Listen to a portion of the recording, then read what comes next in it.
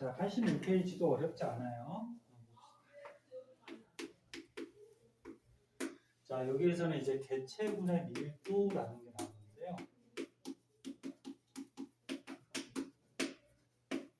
일단 개체군, 우리가 앞에서 배웠는데 기억나나? 생명체 한 마리 한 마리를 뭐라 그래? 개체. 그럼 이 개체들이 모여서 뭐가 돼? 개체군. 그래서 개체군은 뭐야? 어떤 한 종류의 그치 생명체들의 무리. 그래서 예를 들어서 이게 뭐야? 참새인가? 참새 한 마리는 개체라고 그랬고 참새들의 무리는 뭐라 그래? 개체군. 이렇게 얘기하죠. 그 밀도는 뭐예요? 화학 같은 데서도 밀도 자주 나오는데 화학에서 배우는 밀도는 뭐지? 부피분의 질량. 그래서 어떤 부피 안에 질량이 얼마나 많냐. 그러니까 쉽게 얘기해서 얼마나 빽빽하냐. 그거를 밀도라고 하죠. 일상생활에서도 우리 인구 밀도 이런 거 많이 쓰잖아요. 그래서 지금 교실에 책상이 5개가 있는데 지금 3명이 앉아 있어요. 근데 신입생이 더 들어와서 5명이 꽉 찼어. 그럼 이 교실의 밀도는 높아지는 거지. 그치? 얼마나 빽빽하냐. 그럼 개체군 참새 무리의 밀도, 빽빽한 정도라는 거예요. 근데 얘 구하는 식이 있는데 어렵지 않아요?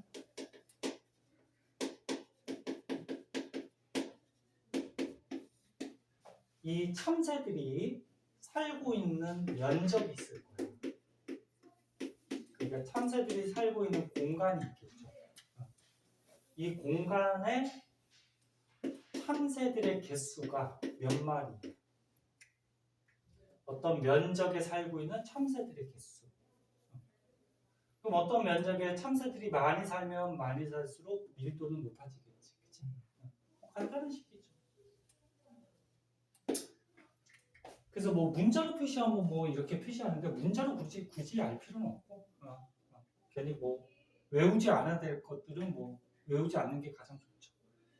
자, 그때 요게 중요한데 개체군 밀도에 영향 주는 요인.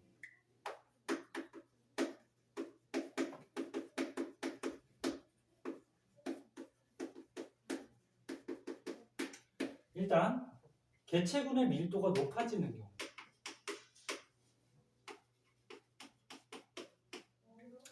참새들이 번식을 해서 많이 자식들을 낳았어. 출세. 이 지역에서 참새들이 자식들을 많이 낳으면 참새들의 개체 숫자가 증가하겠지. 그럼 밀도가 증가할 수밖에 없죠. 그래서 많이 태어나면.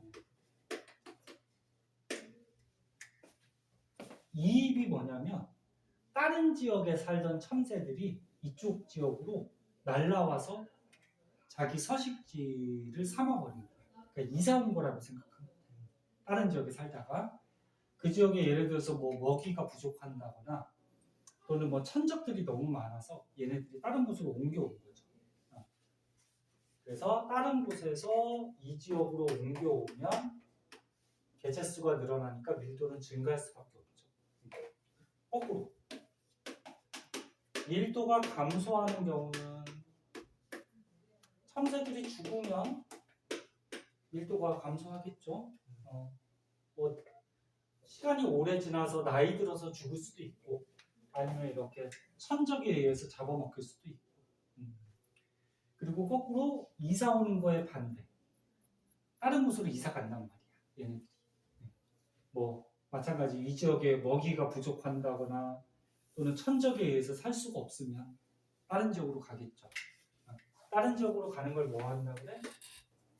이출, 이동해서 들어온다. 이출, 이동해서 나간다. 한자죠. 출입문, 그럼 알죠? 나가고 들어오는 문. 그지? 이런 것들이 개체군의 밀도에 영향을 주더라. 그런 얘기고. 여기서 이제 조금 어렵다고 하면은, 근데 이것도 쉬워. 개체군의 생장 곡선이라고 있어요.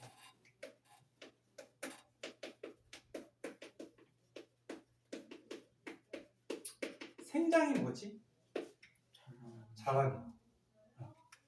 그러니까 개체군이라 그랬으니까 참새 한 마리가 자라는 게 아니고 참새 집단이 많이 커진다는 거죠. 그러니까 그 참새 집단에 참새 숫자가 많아진다.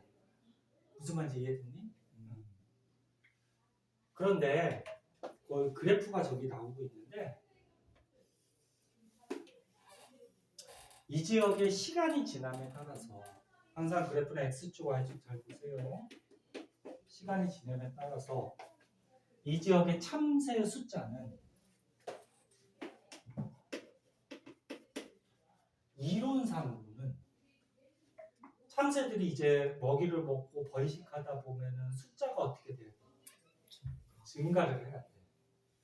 그래서 우리가 이론상 그러니까 여러 가지 뭐 이 지역의 형태들을 봤을 때는 번식을 많이 해서 참새가 계속 늘어야지 원래 정상이거든. 근데 실제로는 참새 개수가 어느 정도 늘다가 더 이상 늘지를 못해요. 이게 실제. 왜 더 이상 늘지를 못하냐면은 환경 저항 때문에 그런데 이론상은 이만큼이야. 근데 실제로는 요만큼밖에 없지. 그리고 요 차이는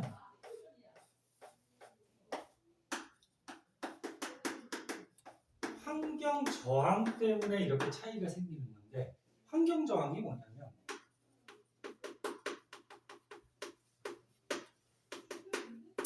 이 참새들이 번식을 하다가 숫자가 막 늘어난단 말이야. 그 숫자가 많이 늘어나면 먹이가 어떨까? 부족해지겠죠. 먹이 부족할 때. 또 참새가 처음에 개수가 적었을 때는 상관이 없는데 많이 늘어나다 보면은 서식지도 부족해지겠지.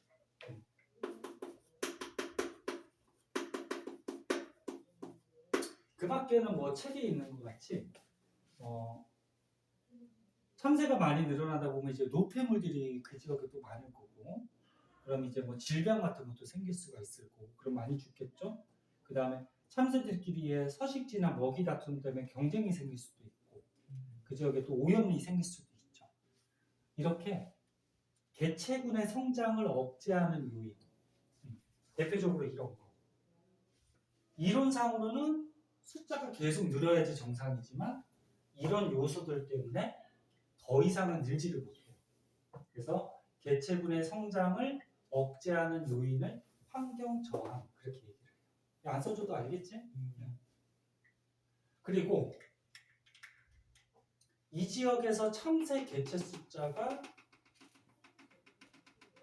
최대로 늘어났을 때 요만큼이 늘어났다고 했을 때 최대로 늘어난 개체 숫자를 환경 수용력이에요.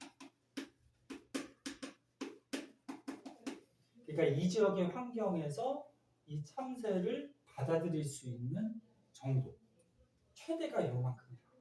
더 이상은 못 늘어났지. 왜? 환경 저항. 자, 그래서 책도 한번 볼게요. 너네 집에 가서 책 한 번씩 보라. 선생님 필기도 하고 책도 보라 그러는데 필기는 정리하고 있어? 한 번씩 정리해. 오래 걸리지 않잖아. 그리고 책도 한 번씩 읽어보셔야 돼. 그래서 어디 갔어? 이론상 우리가 이론상으로 봤을 때는 계속 참새 개수가 늘어서 모양이 이렇게 J자 모양이 돼야지 정상인데 여러 가지 요인들의 환경 저항이 발생하기 때문에 실제로는 어떻게 된다? 늘어나다가 더 이상은 늘어나지 못하는 모양이 무슨 자 모양? S자형 생장 곡선을 실제로는 나타내게 된다. 그때 최대 개체 숫자를 이 지역에서 수용할 수 있는 최대 개체 숫자를 뭐라 그래? 환경 수용력이다. 됐니? 그래서 모양도 알아두세요. 이론상은 J자형인데 실제로는 어떻게 돼? S자형 생장 곡선을 이루게 된다. 자, 그 밑에 보면은 이제 개체군의 생존 곡선이라고 또 하나 나와요.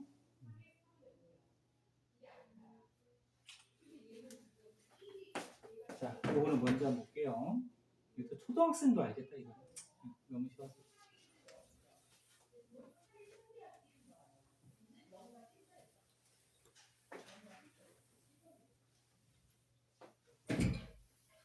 생장이 자라는 거고 생존은 뭐야? 살아남고 살아있는 거지. 자, 이렇게 생물들마다 X축을 보면 뭐라고 써있니?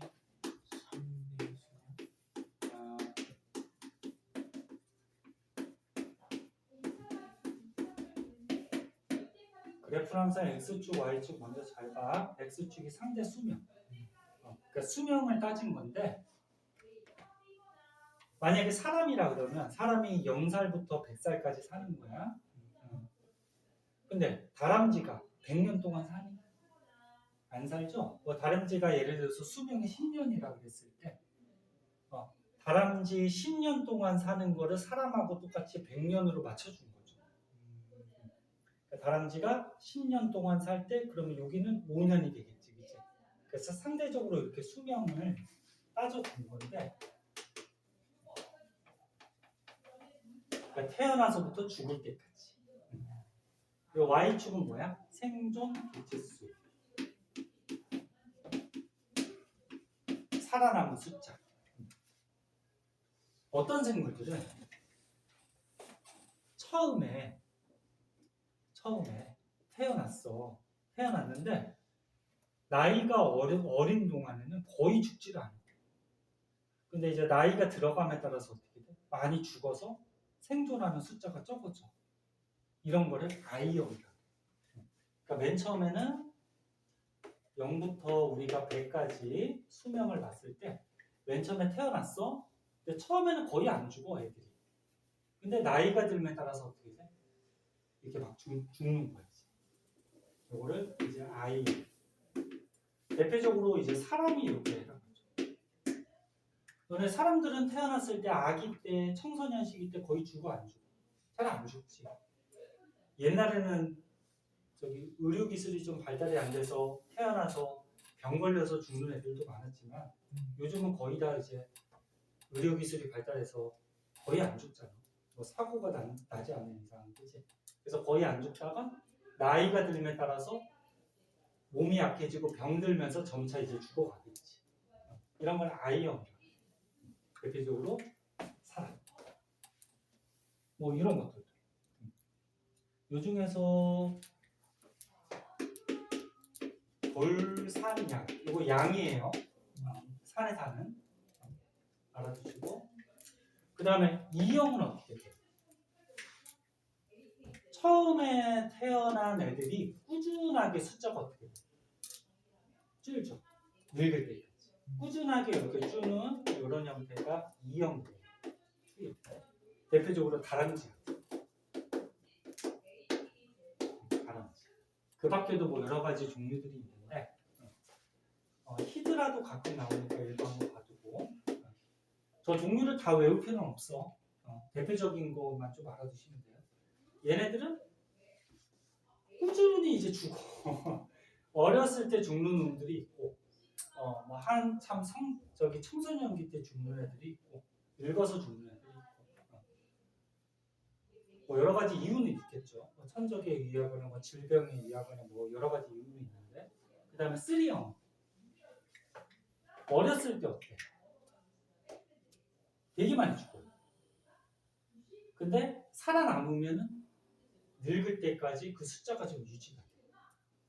그럼 어렸을 때 많이 죽으니까 얘는 자손 숫자가 일단 많이 나와야 될까 적게 나와야 될까? 많이 나와야죠.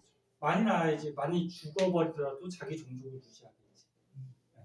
이런 거 대표적인 게 어류, 물고기. 너네 물고기들 알 낳을 때 어떻게 돼? 굉장히 많이 낳지? 근데 그 알들이 어떻게 돼? 큰 물고기나 먹히잖아. 그치? 그리고 물고기가 알에서 태어났다고 하더라도 그 조그만 물고기들이 이제 큰 물고기들한테 많이 먹히잖아. 그래서 초기 사망률이 굉장히 높아요. 근데 이제 큰 물고기가 되면은 오랫동안 또 살아남겠지. 그래서 물고기 어류 또는 굴 뭐 이런 것들 볼 수 있겠죠. 그래서 거꾸로 얘 I형은 어떻게 돼? 사람은 초기 사망률이 적기 때문에 자손 숫자가 많을까 적을까? 적겠죠. 너네 사람 나올 때 어떻게 돼? 한 명, 두 명 이렇게 낳잖아. 잘 안 죽으니까 봐봐. 어렸을 때 잘 죽지 않아요. 죽지 않으니까 굳이 자식을 물고기 같이 많이 낳을 필요 있어 없어? 없죠, 아들. 그래서 적은 수의 자손을 낳지만 초기 사망률이 굉장히 낮죠. 그래서 대부분 어른으로 자라서 병들어 죽을 때까지 산다는 거죠. 그 다음에 투형은 출생 이후 개체 숫자가 꾸준하게 이렇게 주는. 그리고 3형은 초기 사망률이 너무 많아요. 어렸을 때. 그렇기 때문에 자손 숫자를 어떻게 해요? 일단은 많이 낳아야지. 그래야지 자기 종족이 유지가 되겠죠. 그래서 자손 숫자가 많이 나와서 초기 사망률이 높지만 이제 어른으로 자라면 유지가 좀 될 수 있는 이런 형태. 그래서 이거를 1, 2, 3 이렇게 나눠나가는 거예요. 그냥 그 정도로 봐볼까? 그 다음에 오른쪽 페이지 개체군의 주기적 등급.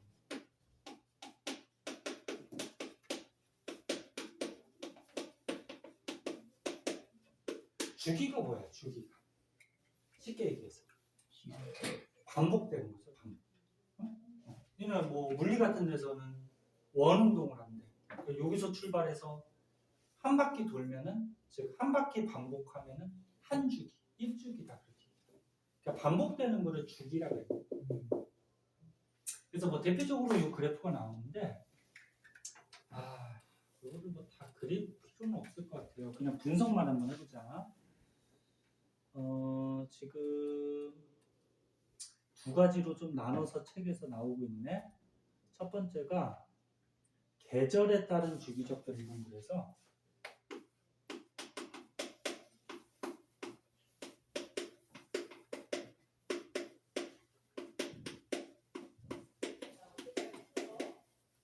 대표적인 예로 지금 뭐가 나온 거냐면 돌말이 나와 있어. 돌말이라고 너네 궁금하면 검색창에 한번 쳐보세요. 그 물속에 사는 뭐라 해야 될까? 약간 이끼같이 생긴 여기 써있네. 호수나 유속이 느린 하천에 살면서 광합성하는 조류. 그러니까 물속에 사는데 광합성을 해요. 조류라고 그러면 물속에 사는 식물들 같은 거예요. 약간 이끼같이 비슷하게 보시면 돼요.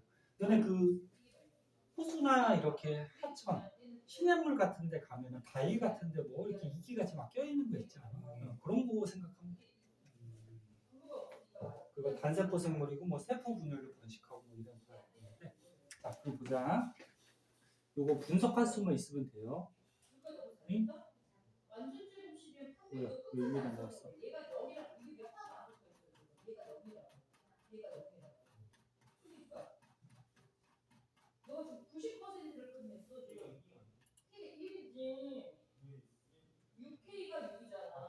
응? 아이씨, 이거 몇 쪽이지? 87? 이게 왜 자꾸 넘어가? 아이! 아니, 클릭을 했는데. 클릭했잖아.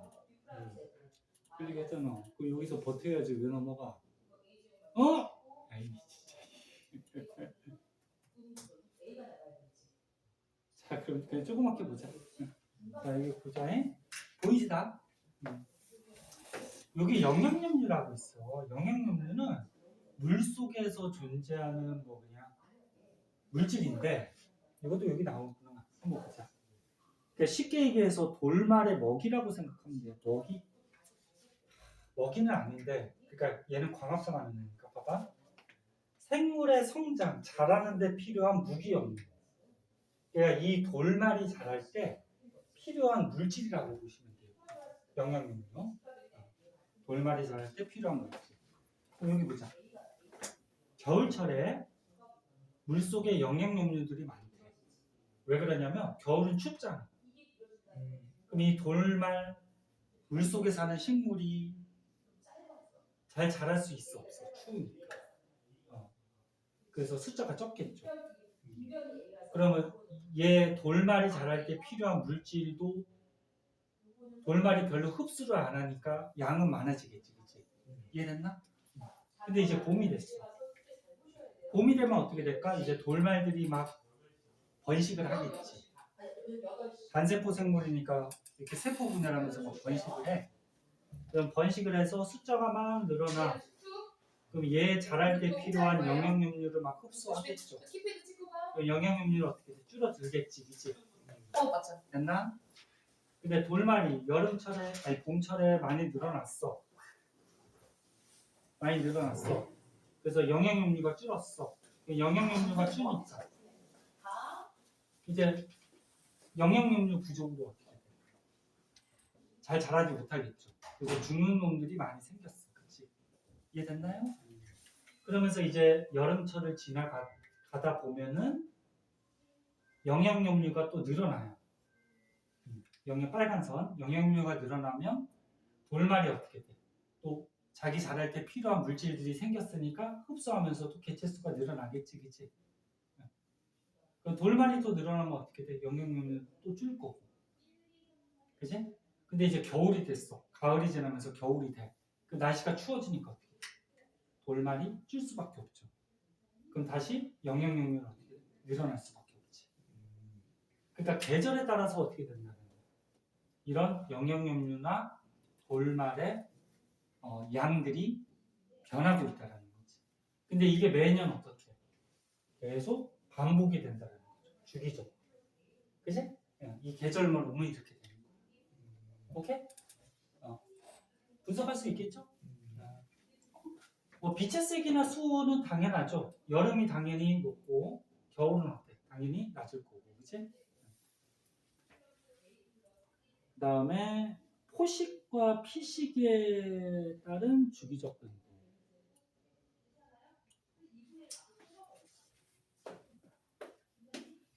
포식이 뭐지? 포식자. 먹는 애야, 먹히는 애? 먹는 애죠, 포식. 먹는 애. 피식은? 먹히는 애. 어? 포식. 피식. 헷갈리지 마세요. 포식이 먹는 애야. 피식이 먹히는 애. 어떻게 하면 안 헷갈릴까? 헷갈리냐 혹시? 괜찮아? 일상생활에서도 가끔 쓰잖아. 포식, 피식. 요거의 관계에 따른 주기적 변동.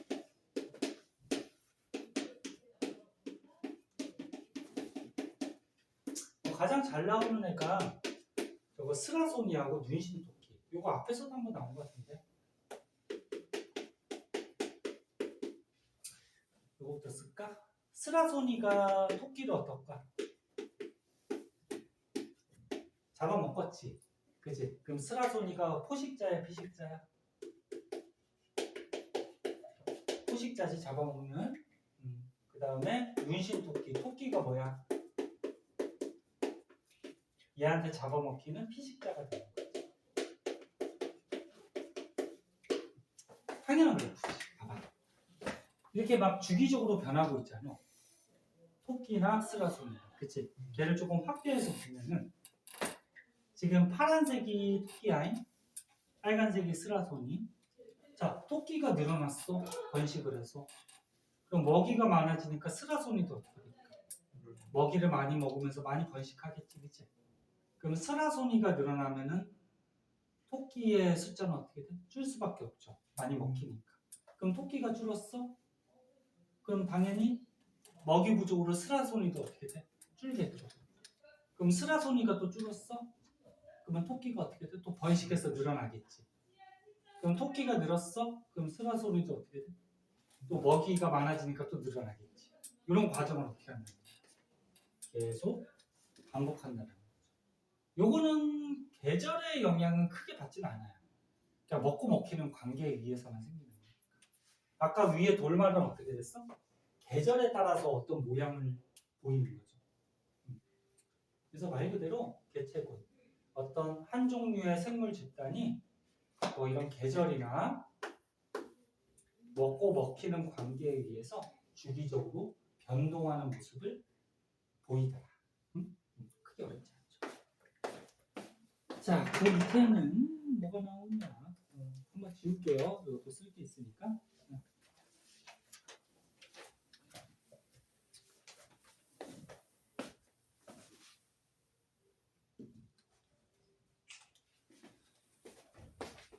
자, 다 했어요. 조금만 더 보세요. 너네 이렇게 쉬운 부분은 학교 시험에서 틀리면 안 돼. 맞춰야 돼. 그러니까 자기가 쉬운 부분은 또 다른 학생들도 어때? 쉽겠지, 그치? 그럼 거기에서 실수하면은 성적이 쭉쭉 내려가겠지, 그치? 뭐 성적이 인생의 대부분, 아니 중요한 건 아니지만 중요하지. 대학교를 잘 가야지 뭐 너네가 하고 싶은 걸 하고 사니까, 그치? 자, 봅시다. 88페이지. 개체군의 상호작용.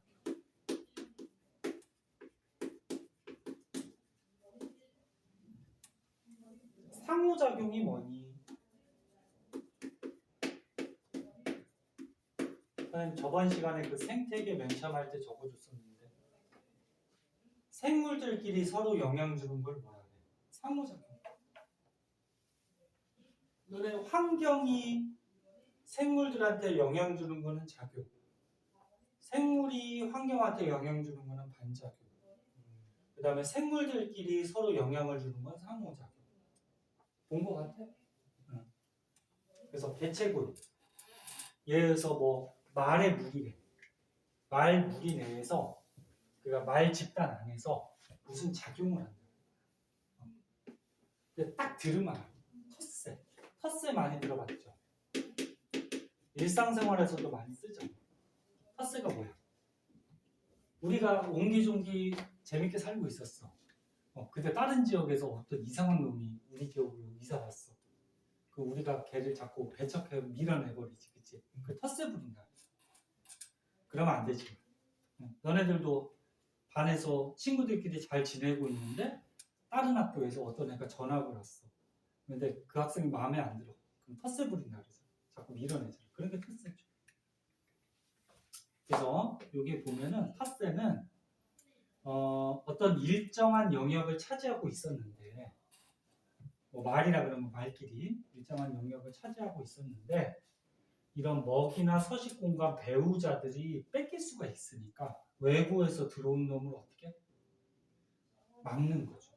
이런 걸 텃세 부린다. 그래서 뭐 예들 한 번씩 읽어보세요. 뭐 쉬운데 수컷 물개는 짝짓기를 위해 바닷가의 일정한 공간을 차지하고 있대요. 자기 배우자하고 짝짓기를 아니, 배우자도 찾아야 되지만 짝짓기 하기 위해서 어떤 자기縄張리가 있다.縄張리라는 말씀은 그 일본 말인가? 아무튼 일정한 지역을 차지하고 있는데 그래서 다른 수컷이 그 지역 자기가 점령하고 있는 지역에 들어오는 걸 어떻게 막아야 되겠지. 왜? 이 지역에서 짝짓기를 해야 되니까. 네? 뭐 이런 게 대표적인 뭐 텃세라고 볼 수 있죠. 그러니까 외부에서 들어오는 놈을 막는 거예요. 네? 그 다음에 안 써도 될 것 같아요. 너무 쉬워서. 순위제.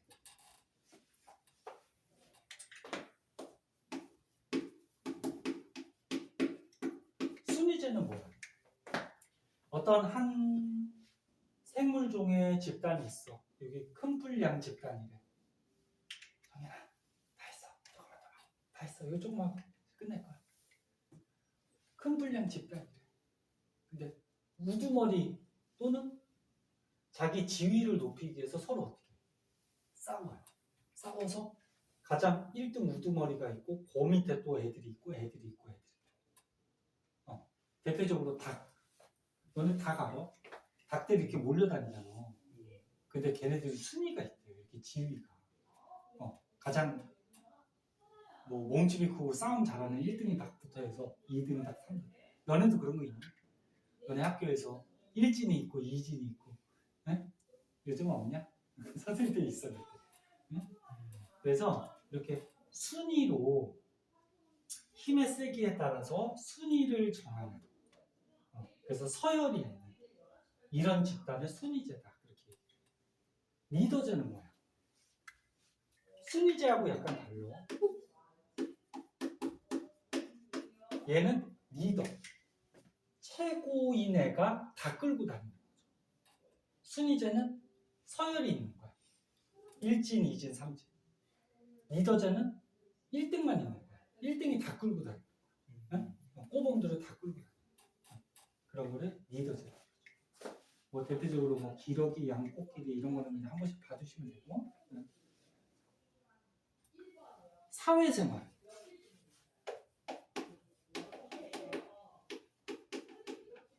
우리 사람하고 똑같이 각자의 일을 어떻게 하는 거예요? 나누는 거죠. 그래서 뭐 벌이나 개미 같은 경우 어떻게 돼? 뭐 개미로 예를 들면 여왕개미는 뭐예요? 알을 낳는 역할을 해, 자식들을 낳는 역할을 하고, 그지? 일개미는 뭐해?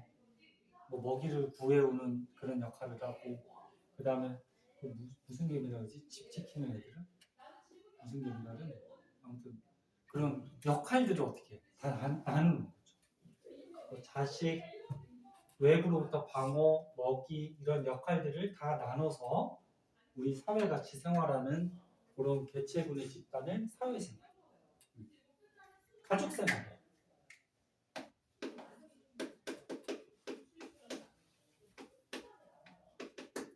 나는 굳이 강하기 때문에 다른 애들하고 이렇게 같이 어울려 살 필요가 없어. 그래서 뭐 사자 같은 경우.